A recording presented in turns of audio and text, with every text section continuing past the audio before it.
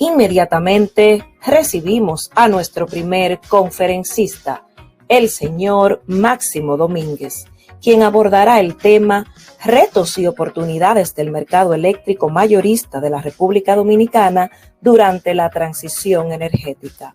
El señor Domínguez es profesor de ingeniería, profesional con 18 años de experiencia en el área de las transacciones económicas en el mercado eléctrico mayorista de la República Dominicana, candidato a doctor en gestión energética para el desarrollo sostenible en el Instituto Tecnológico de Santo Domingo, INTEC, máster en regulación económica de la industria eléctrica, magíster en administración de operaciones, ingeniero electromecánico mención electrónica, tecnólogo en electrónica industrial, analista de transacciones y gerente comercial en el organismo coordinador del Sistema Eléctrico Interconectado de la República Dominicana. Recibimos al señor Máximo Domínguez. Listo, muchas gracias. Bueno, primero agradecer la presentación y bueno, de entrada pues demos inicio a esta presentación sobre retos y oportunidades en el mercado eléctrico mayorista de la República Dominicana. Para poder situarnos en el contexto, primero debemos conocer un poquito sobre el mercado eléctrico, por lo menos sus generalidades, saber cuáles son las limitaciones que tenemos como país y, por supuesto, cuáles son las distintas directrices que han sido establecidas en el marco de las políticas estratégicas para el sector energético. Entonces, entendiendo estos detalles, vamos a comentar algunas ideas de inicio, de entrada. Bueno, primero referirles que nosotros, República Dominicana, bueno, no somos un país productor de petróleo, consecuentemente tenemos, digamos, el desafío de tener que lidiar con el tema de poder importar los combustibles para poder tener, digamos, este recurso y poner nuestra maquinaria, digamos, a producir. Y esto nos hace sujeto de la volatilidad que puedan presentar los precios para este tipo de recursos.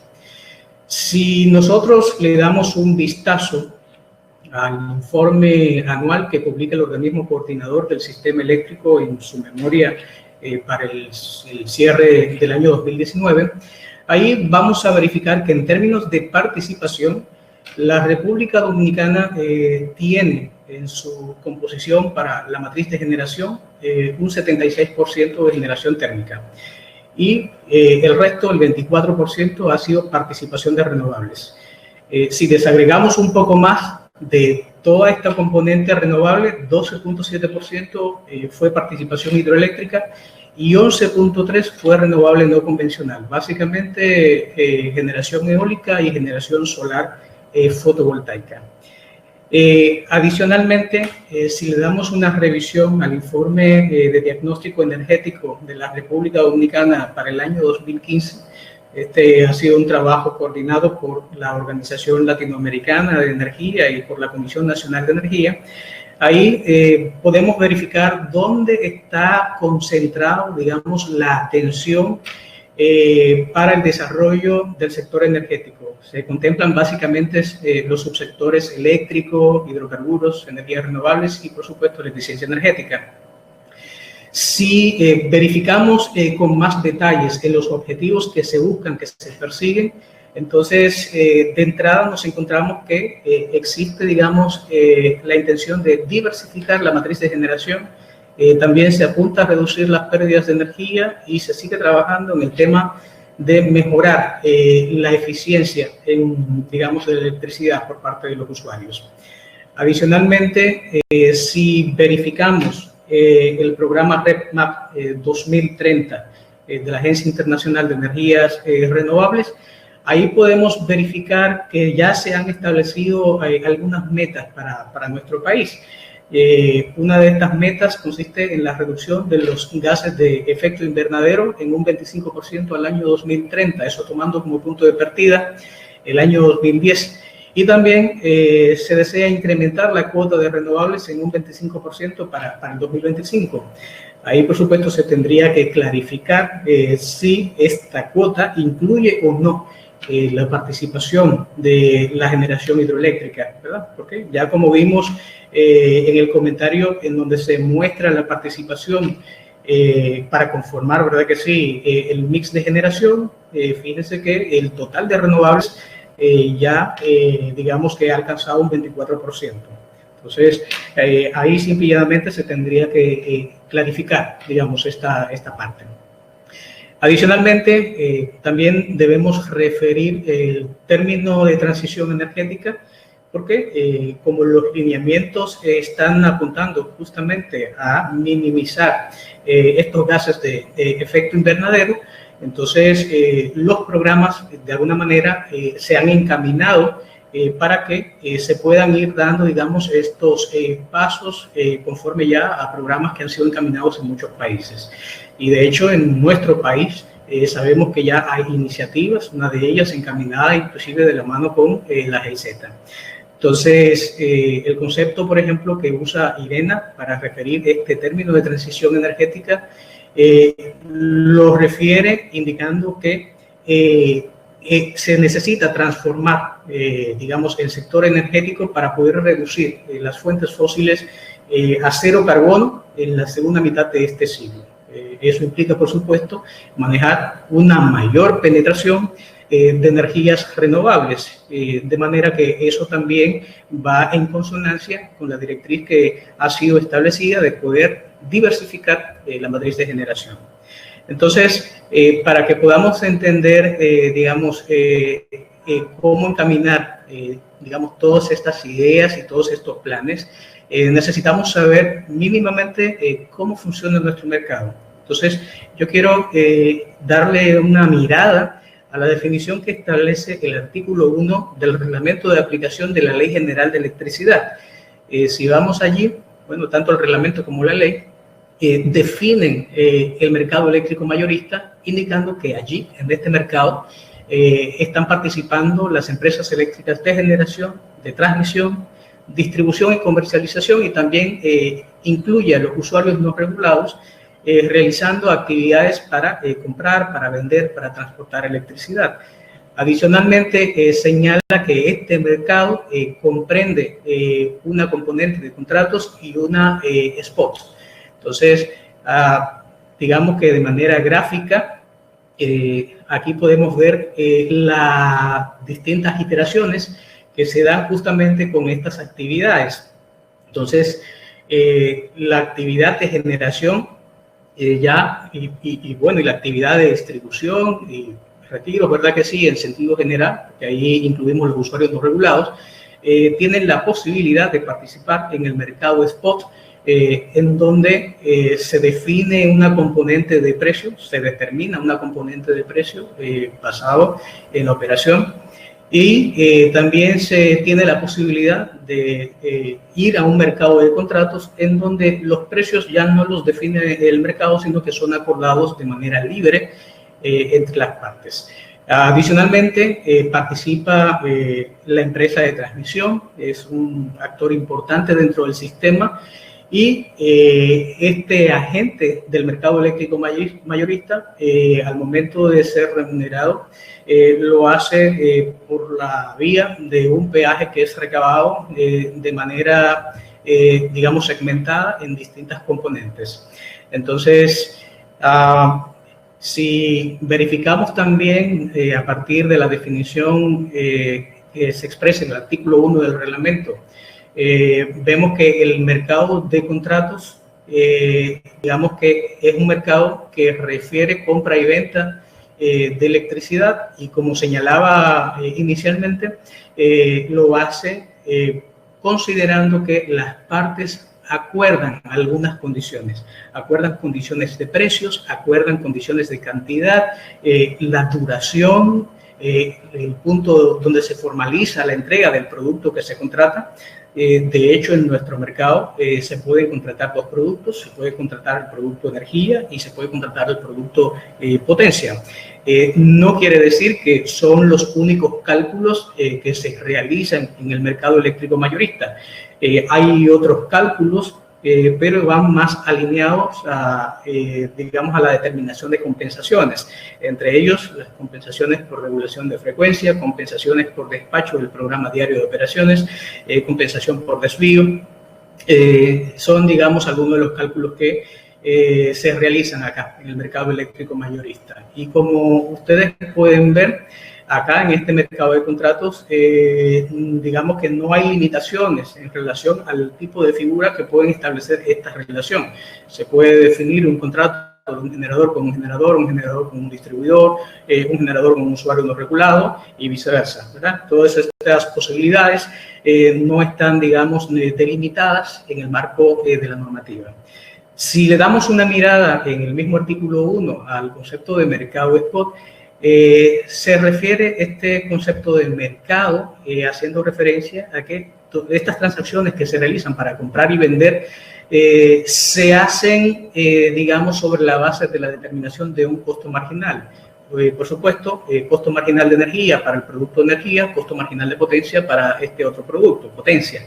Entonces, ya señalaba que en este mercado el precio no lo definen las partes, lo define justamente la operación. En el caso de energía, verificamos cómo se ha realizado el despacho y producto de la realización de este despacho, pues se tienen, digamos, ya los registros que permiten la definición del precio. El caso de potencia se ha establecido o se ha definido, digamos, de forma administrativa y indicar que, a diferencia del mercado de contratos, también acá no podemos hacer referencia a una cantidad transada para el mercado, ¿verdad? Hay un monto monetario que sí es el que se está manejando. Entonces, vamos a verificar entonces ya, visto, digamos, como esa pequeña referencia en términos muy generales de nuestro mercado eléctrico mayorista, indicando básicamente, ¿verdad que sí?, que este mercado maneja dos productos y estos productos, digamos que tienen transacciones de por medio, transacciones de energía, transacciones de potencia. Así, a modo de resumen, también señalar que digamos, el agente que corresponde al propietario de la empresa de transporte recibe también vía el peaje, digamos, su concepto de remuneración. Entonces, serían básicamente transferencias y pagos por derecho de conexión.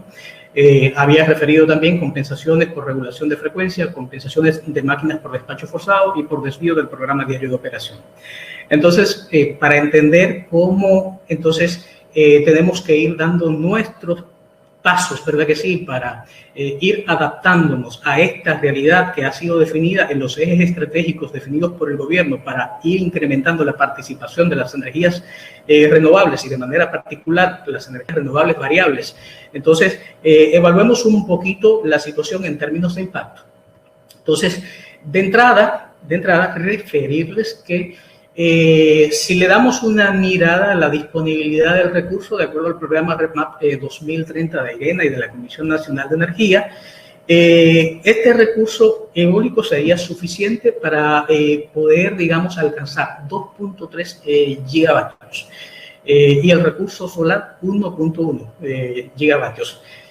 Sin embargo, tenemos que estar muy conscientes de que esto no se puede verificar de manera aislada. O sea, no es que tengo la disponibilidad del recurso y ya esto es suficiente para saber que puedo decidir la cantidad de energía eólica y solar que quiera. No, o sea, hay que verificar, digamos, aspectos ya de orden técnico para verificar si efectivamente la red está en condiciones de poder asimilar niveles de energía renovable variable y hasta dónde, ¿verdad que sí? Entonces, la realidad de la topología, la realidad digamos, del mix de generación que conforma nuestro sistema eléctrico, tendrían que ser puestos también, digamos, en la mesa para poder determinar hasta dónde es posible que podamos ir incrementando la participación de este tipo de fuentes de energía.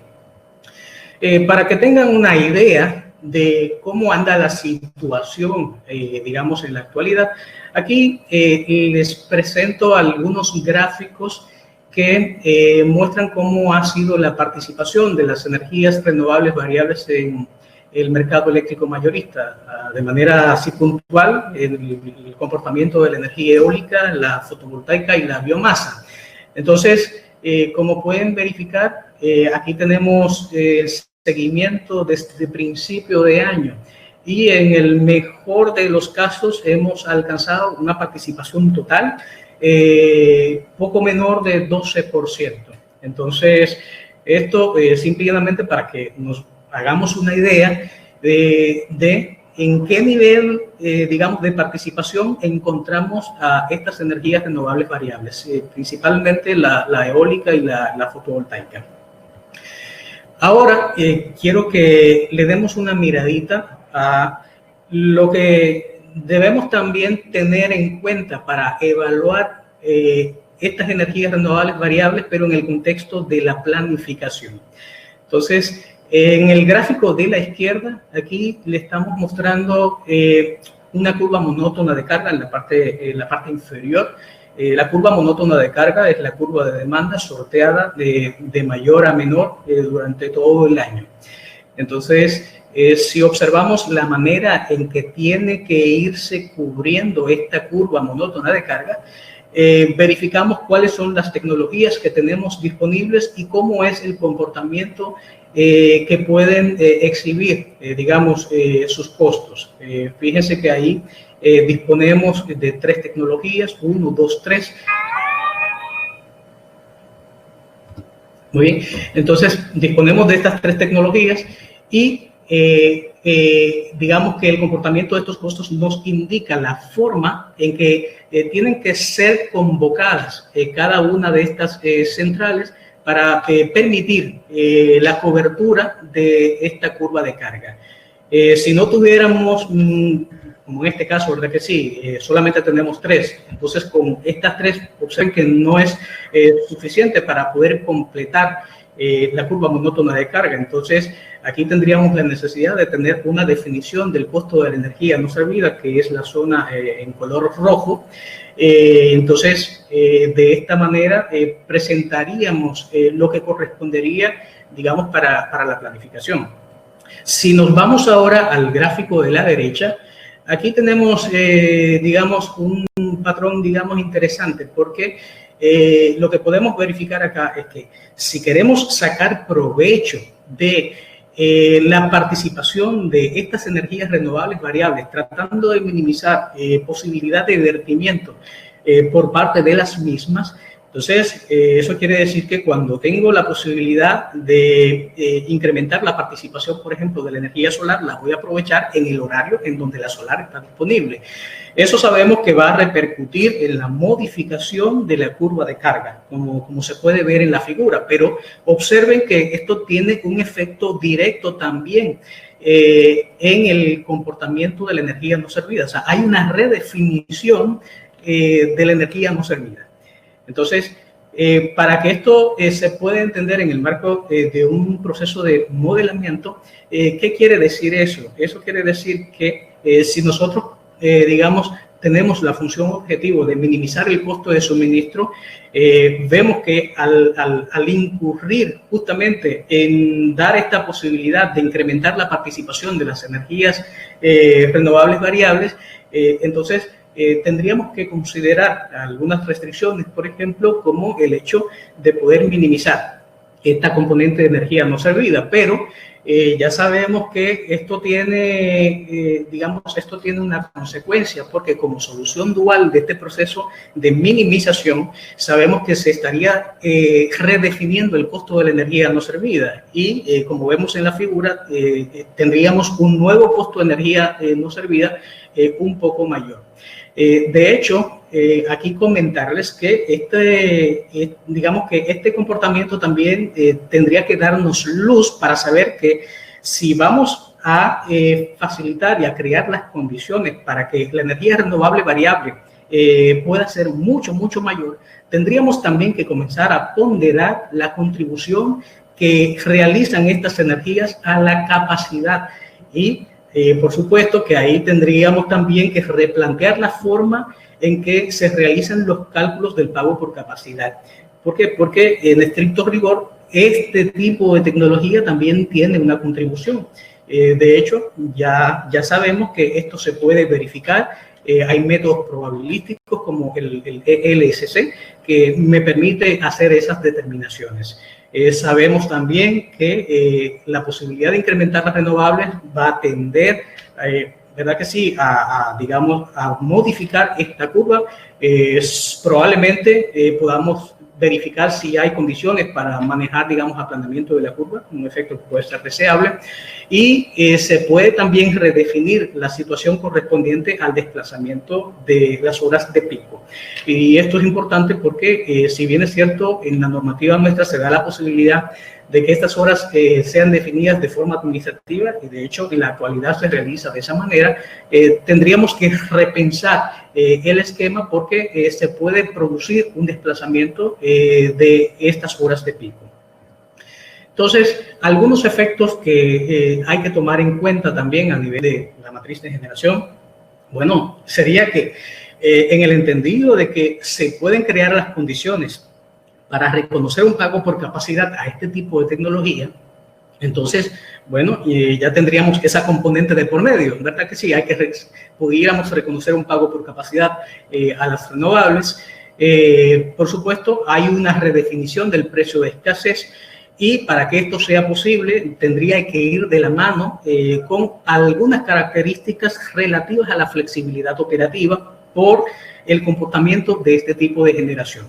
Desde el punto de vista de las centrales térmicas, sabemos que el factor de capacidad de estas centrales iría a la baja. El precio de la energía también se reduciría, ¿verdad que sí? En el entendido de que estas centrales están también desplazando precios, y la potencia firme de las centrales térmicas sería también menor. Entonces, ¿cómo garantizar una alta penetración de estas energías renovables variables? Sería la pregunta que tenemos que, digamos, plantearnos para saber entonces que están estos impactos de considerar una mayor participación de las energías renovables variables, pero veamos si hay algunas condiciones técnicas a tomar en cuenta. Les refería el concepto de la flexibilidad operativa. La Agencia Internacional de Energía hace referencia a este término, indicando que la flexibilidad operativa es una medida de cómo el sistema puede modificar la producción o el consumo tomando en cuenta la variabilidad, ¿sí? Pero para que se puedan crear las condiciones de esta flexibilidad operativa tenemos que dar un seguimiento muy de cerca al comportamiento de la carga. La regulación de frecuencia es una necesidad sí o sí. ¿Por qué? Por la variabilidad que exhiben, digamos, estos recursos. Y para ello necesitamos reserva. Se necesita reserva para poder absorber todas estas variaciones. Pero, ¿cómo enfrentar estas variaciones? ¿Sería cuestión solamente de disponer de la reserva operativa? No. Adicionalmente, tenemos que tener máquinas con las condiciones para poder manejar estas rampas, tanto de subida como de bajada. Para que esto se pueda entender, digamos, de forma más clara, fíjense que si le damos un vistazo, por ejemplo, a esta curva de carga diaria, que es una curva, digamos, que se ha presentado, digamos, en el mercado del CAISO, ¿verdad que sí?, el operador de California. Observe la situación cuando la energía solar, digamos, ya va, digamos, saliendo. Observe, digamos, este descenso súbito de esta componente y mire el reto que supone para cualquier operador del sistema el tratar de ajustarse a las condiciones de ese pico. Por supuesto, esto sería posible si tenemos máquinas con estas capacidades de rampa y con las reservas disponibles para poder, digamos, enfrentar el agotamiento, por ejemplo, que pudiera producirse por la generación solar. Entonces, digamos, de entrada, necesidad de capacidad de rampa. Y por supuesto necesitaríamos también unas condiciones adecuadas para tener pronósticos certeros, un buen servicio de pronósticos que también pueda ayudar en la minimización del vertimiento del recurso renovable. Igual, Si le damos una mirada, por ejemplo, a este otro patrón, observamos los niveles de incertidumbre que se pudieran presentar, por ejemplo, considerando, digamos, el comportamiento de la eólica. Entonces, nuevamente se vuelve a justificar la necesidad de la reserva operativa si queremos garantizar estas condiciones de reducción en el vertimiento de recursos renovables. Para tener una idea, por ejemplo, digamos, mecanismos en los que nosotros pudiéramos pensar como mercado eléctrico, podemos, digamos, tomar en cuenta que aquí se pudieran definir condiciones para crear un mercado de reservas, que actualmente no lo tenemos, ¿verdad? Tenemos un servicio digamos, de compensación por regulación de frecuencia, porque se destinan algunas cuotas, digamos, para manejar estas condiciones, pero esto de por sí no es un mercado. Entonces, si quisiéramos crear condiciones para un mercado de reservas, un pequeño ejercicio, muy resumido, digamos que es un ejercicio ajustado del mercado de reservas de Pensilvania, New Jersey, Maryland, el mercado de PJM, el operador de PJM. Miren este caso. Supongamos que nosotros tenemos una demanda de energía de 690 megavatios y queremos satisfacer un requerimiento de reserva de 30 megavatios.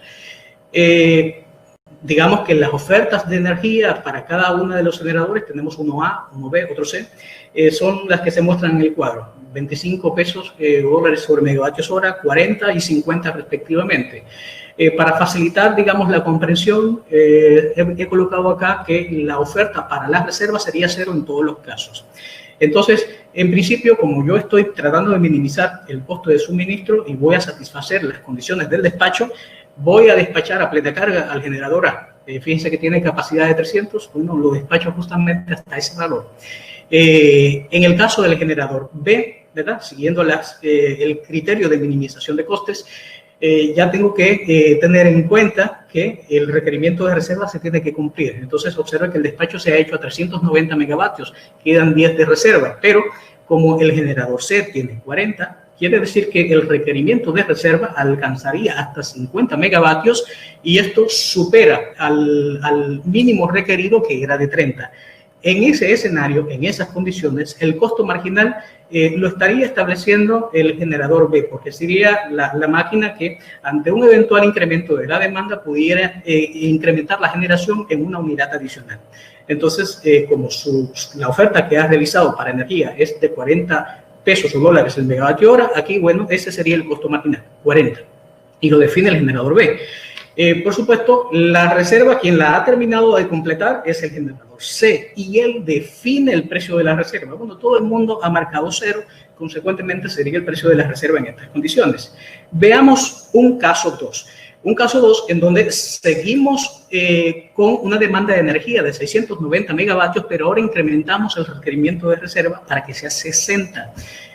Si observamos la forma en que se ha gestionado este despacho, observe que el generador A ha sido despachado a plena carga, 300. El generador B, mire qué detalle interesante, ha tenido que reducir el despacho, fíjense que ahora está en 380, para poder garantizar la condición de alcanzar el requerimiento mínimo de reserva, porque el generador C, acuérdense que tiene 40 megavatios de reserva y tendría que bajar en el caso del generador B para que él pueda dejar el margen de 20 y eso me permita cumplir con el requerimiento de los 60. ¿Quién es la unidad marginal en este caso? El generador C. En este caso no hemos considerado restricciones de mínimo técnico, pero sabemos que pueden estar. Entonces, él sería el generador que marca el precio para el mercado de energía. Pero en el caso del precio de la reserva, no es cero exactamente, porque fíjense que para crear las condiciones de reserva, el generador B tuvo que reducir su despacho. Quiere decir que despachó 10 megavatios menos, entonces no tuvo que sacar ese dinero.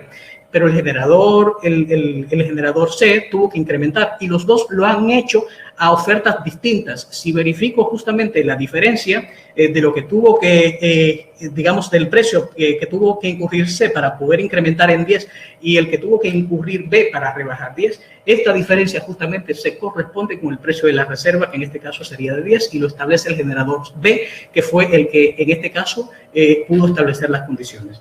Les hago esta referencia simplemente para que ustedes vean que podemos explorar soluciones, y son soluciones que ya han sido definidas en otros mercados, en otros operadores. Ya esto, digamos, que se ha podido manejar, y esta es una realidad que nosotros en algún momento la vamos a tener que analizar.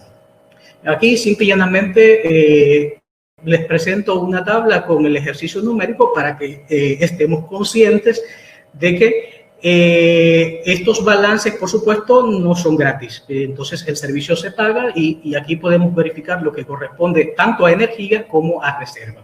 Ahora, hay una tarea importante que queda ahora, digamos, para que se analice desde el punto de vista de la regulación. Este es digamos, un compromiso que el regulador también debería ponderar: cómo determinar el nivel necesario de reserva, cómo se tiene que monitorear esa oferta, quién tendría que acarrear con los costos. Todo esto tiene que ser parte de alguna discusión iniciada por el ente regulador de cara a definir cómo sería el mecanismo. Finalmente, indicar que hay algunos recursos de flexibilidad operativa. Ya hemos indicado que se necesita generación termoeléctrica de rápida respuesta para poder enfrentar estas rampas. Hay que, bueno, un recurso de flexibilidad es tener mayor capacidad de transporte. Y no menos importante, también podemos echar mano de la respuesta de la demanda y del almacenamiento de la energía eléctrica. Para tener una idea de las aplicaciones en donde podemos encontrar almacenamiento, obsérvese en los casos de servicios de energía. Podemos tener, por ejemplo, participación en arbitrajes, por ejemplo, en donde la batería puede ser cargada cuando los precios son bajos, y puede entregar energía cuando los precios, digamos, tengan mayor favorabilidad. Se puede gestionar, se puede hacer gestión de la demanda, inclusive. Nos queda poco tiempo ya para la próxima conferencia. Vamos a ir redondeando. Primero, tener en cuenta que la transición energética no es posible si esto no viene acompañado de flexibilidad operativa. Segundo, tenemos que tener en cuenta que hay una oportunidad para las renovables de que puedan recibir un pago por capacidad en función de la capacidad que ellos aportan. Tener en cuenta que se puede producir una redefinición de las horas de punta, o sea, se puede cambiar el esquema, y esto pudiéramos verificarlo tomando en cuenta el precio de escasez. También saber que como consecuencia esto estaría produciendo una reducción en la potencia firme de las centrales termoeléctricas, en el entendido de que podemos pensar en un mercado de reservas operativas y de servicios auxiliares. Tomar en cuenta que hay otras opciones de participación en el mercado eléctrico mayorista, entre ellas el almacenamiento y la respuesta de la demanda. Y finalmente, indicar que todo esto sería posible si se realiza una actualización de la normativa vigente. Entonces, nada, lo dejamos hasta acá y quedo atento, digamos, a cualquier pregunta que pueda realizarse.